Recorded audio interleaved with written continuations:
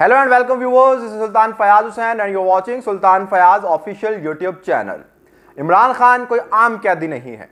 इमरान खान की बराह रास्त नशरियात दिखाना बुनियादी हकूक़ के तहफ़्फ़ुज़ के लिए ज़रूरी है। ये मैं नहीं कह रहा, पाकिस्तान की सबसे बड़ी अदालत के जज जस्टिस अतर मिनुल्लाह कह रहे हैं। जस्टिस अतर मिनुल्लाह का एक इंतहाई अहम नोट, इख्तलाफी नोट सामने आ गया है। इस नोट के अंदर क्या कुछ लिखा गया है सब कुछ आपको बताएंगे, लेकिन उससे पहले आपसे गुजारिश है कि जनाब अगर अभी तक आपने चैनल को सब्सक्राइब नहीं किया तो चैनल को सब्सक्राइब कर लें, कमेंट सेक्शन में जाके अपनी राय का इजहार लाजमी करें और अगर वीडियो पसंद आए तो वीडियो को लाइक और शेयर भी लाजमी करें।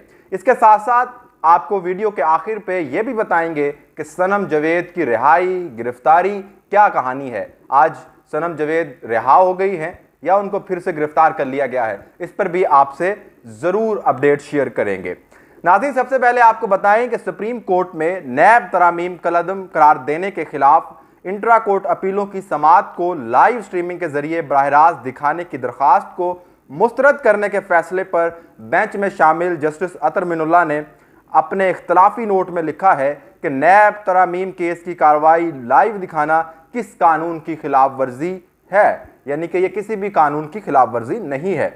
इस इख्तलाफी नोट में जस्टिस अतर मिनुल्लाह की जानिब से कहा गया है कि साबिक वज़ीर आज़म इमरान खान की पेशी वाला नैब तरामीम केस बराह रास्त नशर करना बुनियादी हकूक़ के तहफ़्फ़ुज़ के लिए ज़रूरी है।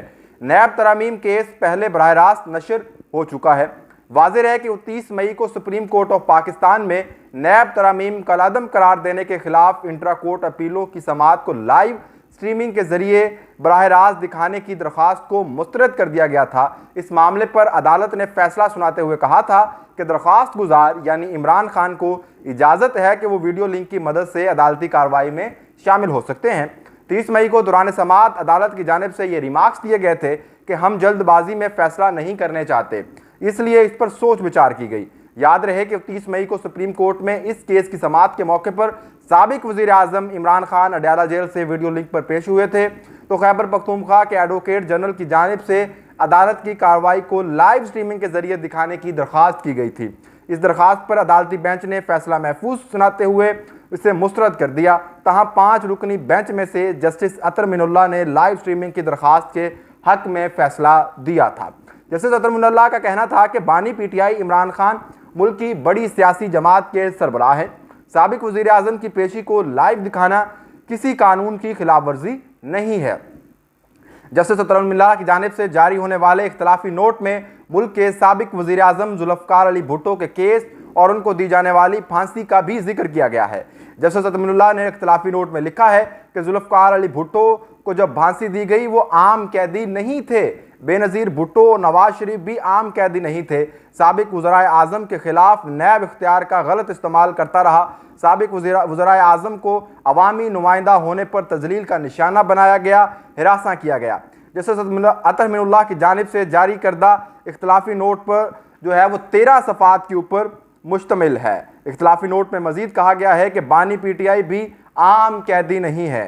बानी PTI के कई मिलियन पैरोकार हैं। हालिया आम इंतखाबात के नताइज इसका सबूत हैं।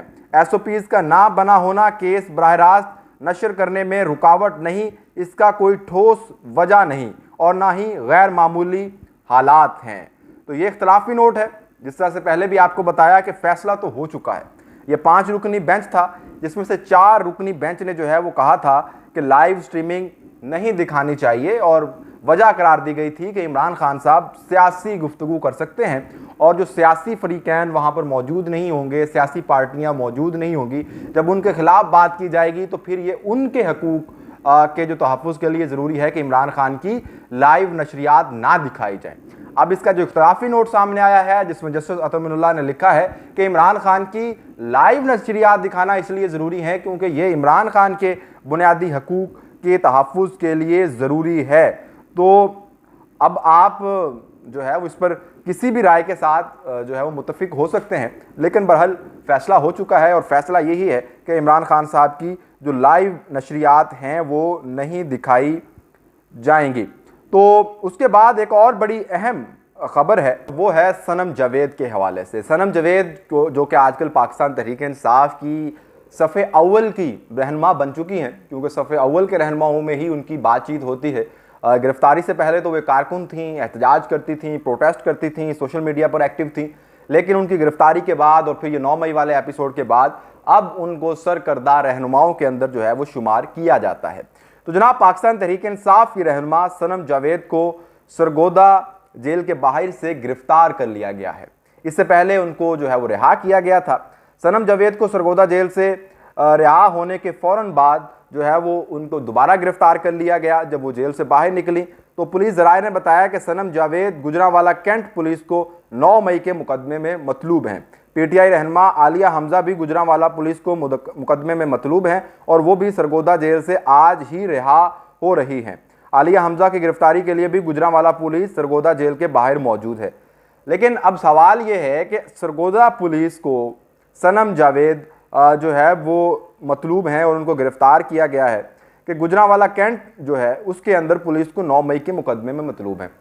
तो वो लाहौर के अंदर भी 9 मई के मुकदमात काट रही हैं और सरगोदा के अंदर भी और गुजरांवाला कैंट के अंदर भी अब कहा जा रहा है। तो ये सारी जो क्या मामलात हैं, इस पर भी बुनियादी हकूक़ के जो तहफ़्फ़ुज़ हैं कि एक शख्स पर आपने जो है वो इतनी जगहों पर मुकदमा बना दिया है, क्या वो कोई हवा है कि वो कहीं कभी गुजरांवाला पहुंच गई, कभी लाहौर पहुंच गई, कभी सरगोदा पहुंच गई, कभी कहीं पहुंच गई, कभी कहीं पहुंच गई, और भी बहुत सारे रहनुमाओं के साथ ऐसा ही हो रहा है। तो ये भी बुनियादी हकूक़ के तहफ़्फ़ुज़ के लिए ज़रूरी है कि इन लोगों के खिलाफ जितने भी जाली मुकदमात हैं उनको फौरी तौर पर ख़त्म किया जाए और जो संजीदा नौइयत के और सीरियस एलिगेशंस हैं और उनके साथ सबूत भी मौजूद हैं, अगर 9 मई के अंदर कोई मुलव्विस है, किसी ने कोई जुर्म किया है तो उसको उस जुर्म की सज़ा मिलनी चाहिए। अब ये नहीं होना चाहिए कि सनम जावेद ने अगर लाहौर के अंदर उसकी कोई वीडियो वायरल हुई है, लाहौर के अंदर उसने कोई गलत ज़बान इस्तेमाल की है, उसने लाहौर के अंदर अगर कोई पथराव किया है, किसी इमारत के ऊपर हमला किया है,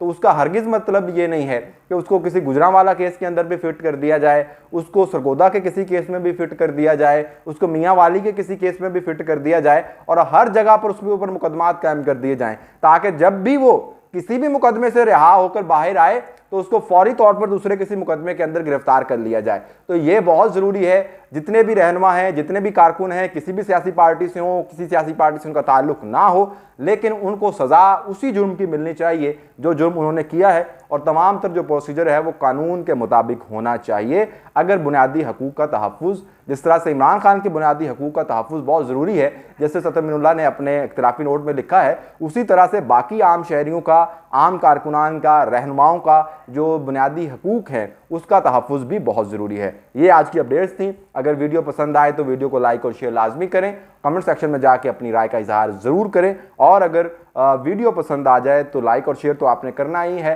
साथ साथ आपने चैनल को सब्सक्राइब भी लाजमी कर देना है। Good bye.